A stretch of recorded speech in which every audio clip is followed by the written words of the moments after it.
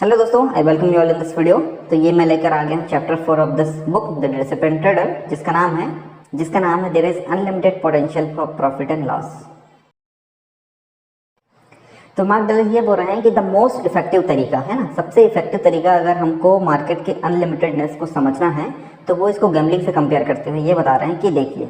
अगर कोई इंसान गैम्बलिंग में जा रहा है, ठीक है, तो गैम्बलिंग जब वो करता है तो उसको पता होता है कि वो कितना पैसा हारने वाला है, क्योंकि वो जितना पैसा लगाएगा किसी पर्टिकुलर बेट में उतना ही वो हार सकता है, और उसको ये भी पता होता है कि वो कितना मैक्सिमम विन कर सकता है एक पर्टिकुलर बेट से, क्योंकि जितने पार्टिसिपेंट आ रहे होंगे उनका ही पैसा उनको मिलने वाला है। तो ये बता रहे हैं इवन गैम्बलिंग में भी हमारा रिस्क कितना है, मतलब हम कितना लूज करने वाले हैं और हमको मैक्सिमम रिवॉर्ड कितना मिल सकता है, ये चीज़ डिफाइंड होती है। इसका मतलब वहाँ पर भी बाउंड्रीज होती है, लेकिन मार्केट के केस में ऐसा नहीं होता है। जब हम मार्केट में आते हैं,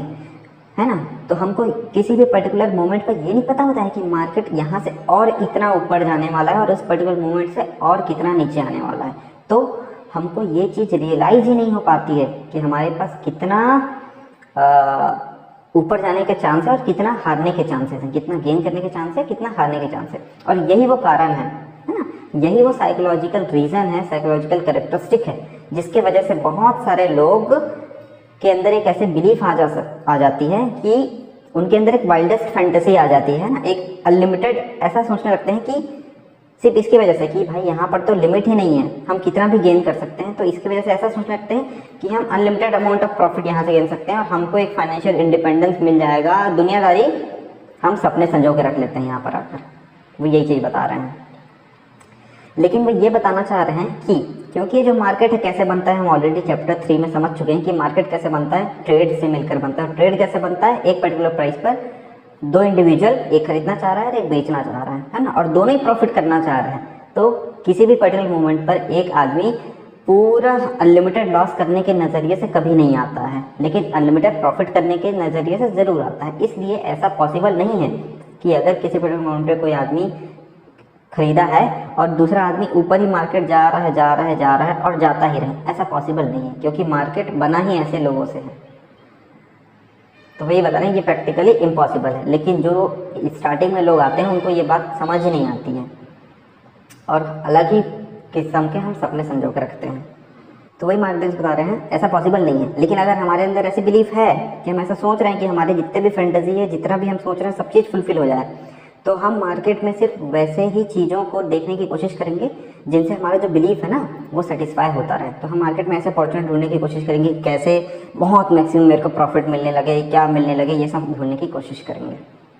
लेकिन ऐसा पॉसिबल नहीं है, ये वो कह रहे हैं। वहीं वो ये बता रहे हैं अगर हम किसी पर्टिकुलर लूजिंग ट्रेड में हैं, ठीक है, और हमको लॉस हो रहा है, लॉस होता जा रहा है, बहुत सारा लॉस हो गया,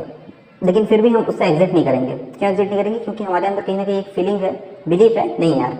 अभी तो ज़्यादा नीचे गया नहीं है, ये हमारे फेयर में वापस आ सकता है, हम जैसे सोच रहे हैं वैसे ही वापस आ सकता है। और हमको ये तब तक रियलाइज़ नहीं होगा जब तक कि वो लॉस इतना बड़ा ना हो जाए कि हमको वो चुभने लगे, है ना। जब वो लॉस हमको बहुत ज़्यादा बड़ा होने के बाद चुभने लगेगा, हमारा रिस्क का जो बेरिंग कैपेसिटी है उससे पार चला जाएगा, तब हम वहाँ से ज़बरदस्ती मजबूर हो जाएंगे निकलने को, और हमको बहुत ज़्यादा रिग्रेट फील होगा और हम इतना लॉस कर चुके होंगे उस मोमेंट पर, उस पर्टिकुलर ट्रेड से, जितना कि हम लायक ही नहीं। तो मार्क डगलस यही बता रहे हैं एक साइकोलॉजिकल पर्सपेक्टिव से, अगर हमारे अंदर एक ऐसी बिलीफ है कि हमको अनलिमिटेड प्रॉफिट हो सकता है मार्केट से, हमारा अनलिमिटेड अमाउंट ऑफ पैसा जनरेट कर सकते हैं, अनलिमिटेड हैप्पीनेस हमको मिल सकता है, तो इस प्रकार की फीलिंग्स और जो बिलीफ है वो बहुत ही डेंजरस है। और हमको समझना पड़ेगा कि मार्केट में भले हमको पता नहीं है upper limit and lower limit कितनी है, लेकिन मार्केट अनलिमिटेड नहीं है। अगर हम एक ऐसे बिलीफ के साथ आ रहे हैं, इस साइकोलॉजिकल पर्सपेक्टिव के साथ आ रहे हैं, तो हमारा विनाश हो जाएगा इस मार्केट में। हमको बस ये समझने की ज़रूरत है, मार्केट में बाउंड्रीज नहीं है, मार्केट में लिमिट नहीं है, लेकिन लिमिट हमें खुद के अंदर लगा के रखनी है और हमारे दिमाग में बिठा के रखना है कि नहीं, मार्केट में अगर हम आ रहे हैं तो इसको गैम्बलिंग से कंपेयर करना है और इसमें अनलिमिटेड रिवॉर्ड वाला सिस्टम को हमको हटाना है। ऐसे साइकोलॉजिकल पर्सपेक्टिव बहुत ही खतरनाक हो सकते हैं।